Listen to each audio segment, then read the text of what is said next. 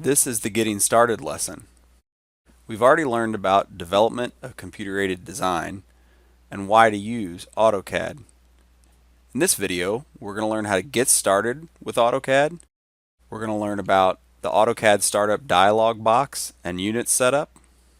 We're going to learn about the screen layout in AutoCAD, and we're going to learn about how to use the mouse buttons. To get AutoCAD started, you have several different options. You can go down to the icon on the taskbar and start AutoCAD. You can go to your Start menu, start typing AutoCAD. Or, the easiest way is typically just to click the desktop icon to start AutoCAD. The tutorials in this text are based on the assumption that you're using AutoCAD's default settings. If your system's been customized, some of the settings may not work with the step-by-step instructions you see in these tutorials. Mine opened up with Drawing 1 by default, but if I go to the Start tab, you'll see that I have several different options here. The default AutoCAD drawing screen contains the Application menu, the Quick Access toolbar, the Info Center, the ribbon tabs and panels, the Drawing tabs, the Graphics cursor, the main drawing area, View Cube and Navigation toolbar, the Command Prompt area, Model Space tabs, the Status bar, and assorted Quick Access toolbars. Before we get started, we're going to click the down arrow on the Quick Access bar and select the Show Menu Bar to display the AutoCAD menu bar. Now that we have that done, I want to show you the Application menu. The Application menu at the top of the main window contains commonly used file operations. The Quick Access toolbar at the top of the AutoCAD window allows us to quickly access the frequently used commands such as QNew, Open, Save, and also the Undo command. Note that we can customize the Quick Access toolbar by adding and removing sets of options or individual commands. The AutoCAD menu bar is the pull-down menu where all operations of AutoCAD can be accessed. The model tabs allow us to create and access different model space and paper space layouts. The drawing area is the area where models and drawings are displayed. The graphics cursor or crosshairs show the location of the pointing device in the drawing area. The coordinates of the cursor are displayed at the bottom of the screen layout. The cursor's appearance depends on the selected command or option. The command prompt area provides status information for an operation, and it is also the area for data input. Note the command prompt can be docked below the drawing area, as I have shown. If you can't see the coordinates displaying, you can use the customization option to turn the coordinates on and off. Next to the cursor coordinate display is the Status toolbar, showing the status of many commonly used display and construction options.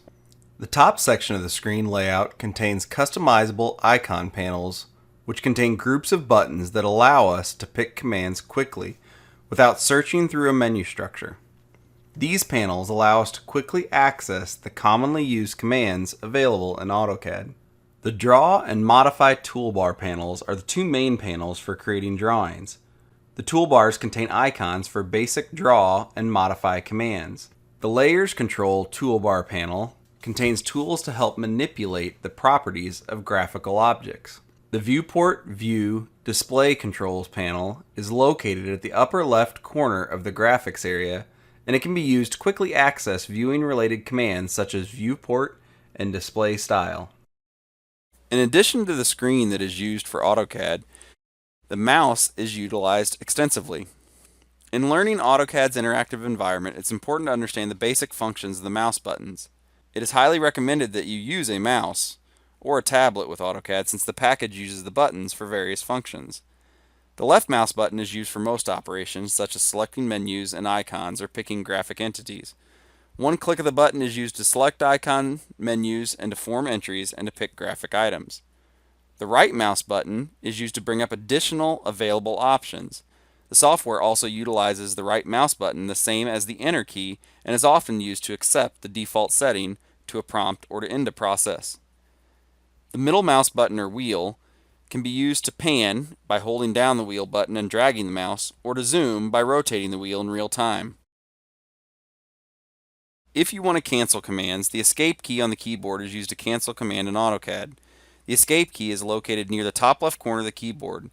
Sometimes it may be necessary to press the Escape key twice to cancel a command. It depends on where you're at in the command sequence. For some commands, the Escape key is used to exit the command. Several types of online help are available at any time during an AutoCAD session. The AutoCAD software provides many online help options. One of the options is the Autodesk Exchange. AutoCAD Exchange provides a user interface for help, learning aids, tips, tricks, videos, and downloadable apps. By default, Autodesk Exchange is displayed at startup. This allows access to a dynamic selection of tools from the Autodesk community. Note, you do need an internet connection to use this option. To leave AutoCAD, you can go up to the Application menu and type Close, or select Close and Current Drawing or All Drawings, or you can hit the X in the upper right corner. It's going to ask you if you want to save your changes, yes if you've done anything, no if you haven't done anything. It is a good practice to create a separate folder to store your CAD files. You should not save your CAD files in the same folder where the AutoCAD application is located. It's much easier to organize and back up your project files if they're in a separate folder. Making folders within this folder for different types of projects will help you organize your CAD files even further. To create this folder for your CAD drawings, you can right-click on the desktop, go to New, and create New Folder. Name it something that makes sense for the files you're putting into it.